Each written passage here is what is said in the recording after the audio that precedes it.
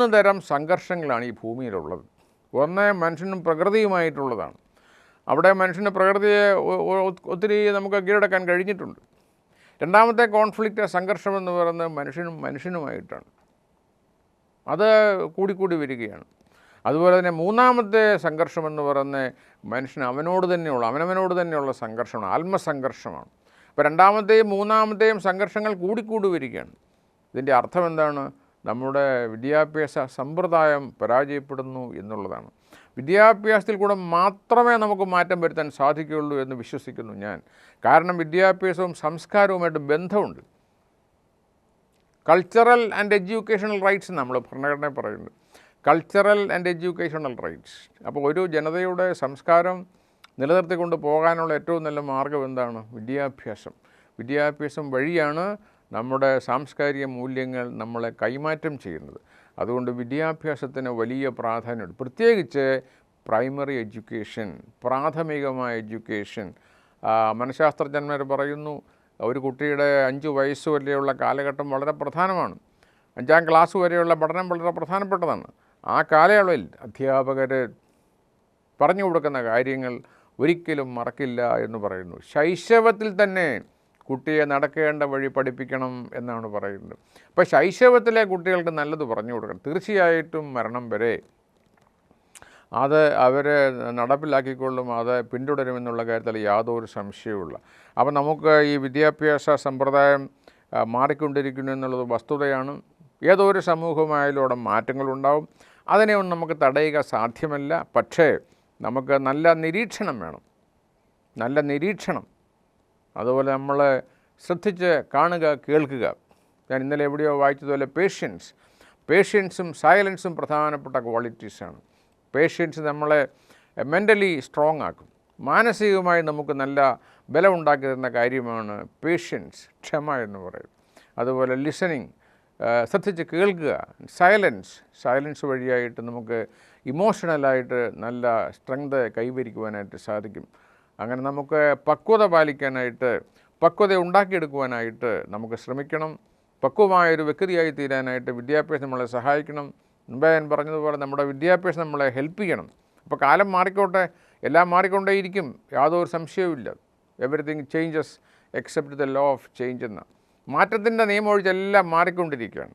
U cannot step into the same water twice. ഒഴുകിക്കൊണ്ടിരിക്കുന്ന വെള്ളത്തിൽ 2 പ്രാവശ്യം കാലി ഊട്ടുക അസാധ്യമാണ്. പക്ഷേ അടിസ്ഥാനപരമായ ചില മൂല്യങ്ങളുണ്ട്, അടിസ്ഥാനപരമായ ചില പ്രമാണങ്ങളുണ്ട്. ആ പ്രമാണങ്ങൾ കഴിഞ്ഞ എത്രയോ നാളുകളായിട്ട് തെളിയിക്കപ്പെട്ടിട്ടുള്ളതാണ്. നമുക്ക് ലോകത്തിൽ നമ്മൾ എത്രയോ വലിയ സംസ്കാരങ്ങളെപ്പറ്റി പഠിക്കുന്നു. Chinese civilisation, Egyptian civilisation, Indus valley civilisation, ഇങ്ങനെ 30-ൽ പരം സംസ്കാരങ്ങളെ കണ്ടെത്തിയിട്ടുണ്ട്. നമ്മൾ ഓർത്തിരിക്കേണ്ട ഒരു കാര്യമെന്ന് പറയുന്നത് എല്ലാ സംസ്കാരങ്ങളും ഉത്ഭവിച്ചത് ഡിസിപ്ലിൻ എന്ന് പറയുന്ന വാക്കിൽ, അച്ചടക്കത്തിലാണ് എല്ലാ സംസ്കാരങ്ങളും ഉത്ഭവിച്ചത്. ഇത് വളരുന്നതും ഈ അച്ചടക്കത്തിൽ തന്നെയാണ്. പിന്നീട് ഇത് തളർന്നു പോകുന്നതും ഇൻഡിസിപ്ലിൻ കൊണ്ടാണ്. റോമൻ സാമ്രാജ്യത്തിൻ്റെ ചരിത്രം എഴുതിയ എഡ്വേർഡ് ഗിബൺ അദ്ദേഹം പറയുന്ന റോമൻ സംസ്കാരം തകരുവാനായിട്ട് 10 പ്രധാനപ്പെട്ട കാരണങ്ങളുണ്ടായിരുന്നു. അതിലേറ്റവും പ്രധാനപ്പെട്ട കാരണം ധാർമ്മിക അധഃപതനമായിരുന്നു.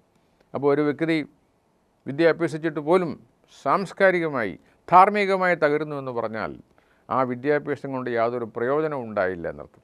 ഒരു വ്യക്തിയെ സംസ്കരിച്ചെടുക്കുവാനായിട്ട് ആ വിദ്യാഭ്യാസത്തിന് കഴിഞ്ഞില്ല. ഇപ്പോൾ ശരിയായ വിദ്യാഭ്യാസം എന്ന് പറയുന്നത് വാല്യൂ എഡ്യൂക്കേഷൻ എന്ന് നമ്മൾ മറക്കരുത്. മൂല്യങ്ങൾക്ക് പ്രാധാന്യം കൊടുക്കുന്ന ഒരു വിദ്യാഭ്യാസം. ഒരു വ്യക്തി ഒരിക്കലും ഒരു കാറ്റിലും ഇളകി തകരരുതെന്നർത്ഥം. ഏത് വലിയ കാറ്റ് വന്നാലും, ഏത് വലിയ കൊടുങ്കാറ്റ് വന്നാലും, എന്തെല്ലാം പ്രശ്നങ്ങളുണ്ടായാലും നമുക്ക് നമ്മുടെ സാരാംശം, നമ്മുടെ ഒറിജിനാലിറ്റി കളയാതെ നമുക്ക് എല്ലാത്തിനെയും നേരിടുവാനും അങ്ങനെ നമുക്ക് ഈ ജീവിതം അവസാനം കൊണ്ട് വരെ വിജയകരമായി കൊണ്ടെത്തിക്കുവാൻ നമുക്ക് സാധിക്കണം. അപ്പോൾ ഇതാണ് ആധുനിക കാലഘട്ടത്തിൽ വിദ്യാർത്ഥികൾ ഓർത്തിരിക്കേണ്ട കാര്യം. കാലം മാറി ശരിയാണ്, എങ്കിലും നമുക്ക് കൂടുതൽ പ്രൈവസി ഉണ്ടായിട്ടുണ്ട്, ശരിയാണ്. നമുക്ക് കൂടുതൽ ജീവിതം സുഖപ്രദമായിട്ടുണ്ട് എന്നുള്ള കാര്യത്തിലാണ്. സുഖം എന്ന വാക്കിന് പകരം നിങ്ങൾ ഓർത്തിരിക്കേണ്ടത് അർത്ഥവത്തായ ഒരു ജീവിതമാണ്. A meaning life. അർത്ഥവത്തായ ഒരു ജീവിതം ഞാൻ ജീവിച്ചു. എന്താണ് ജീവിതം? ജീവിതം നിങ്ങൾക്കൊരു അവസരമാണ്. Life is an opportunity. വാസ്തവത്തിൽ നമ്മളത് ഒരു സ്ഫടികപാത്രം പോലെ സൂക്ഷിക്കേണ്ടതാണ്. നമുക്കൊരവസരം കിട്ടിയതാണ്. Life is an opportunity, life is a gift. എന്തിനുള്ളതാണ്? നമുക്ക് ഈ ജീവിതത്തിൽ എന്തെങ്കിലും ആയിത്തീരാം, ആരെങ്കിലും ആയിത്തീരാം. നല്ലൊരു ഹൗസ് വൈഫ് ആയിത്തീരാം, ഒരു വീട്ടമ്മയായിത്തീരാം, നല്ലൊരു അധ്യാപകനായിത്തീരാം, നല്ലൊരു വക്കീലായിത്തീരാം, നല്ലൊരു എഞ്ചിനീയർ ആയിത്തീരാം, ഒരു ബാങ്ക് ഉദ്യോഗസ്ഥനായിത്തീരാം, അധ്യാപകനാകാം. അങ്ങനെ എന്തെല്ലാമായി തീരുവാനായിട്ട് നമുക്ക് സാധിക്കും. അപ്പോൾ ഈ കിട്ടിയ അവസരം ശരിയായിട്ട് വിനിയോഗിക്കണം. അതിനുള്ള ആയുധമാണ്, അതിനുള്ള ഉപകരണമാണ് വിദ്യാഭ്യാസം എന്ന് ഓർത്തിരിക്കുക.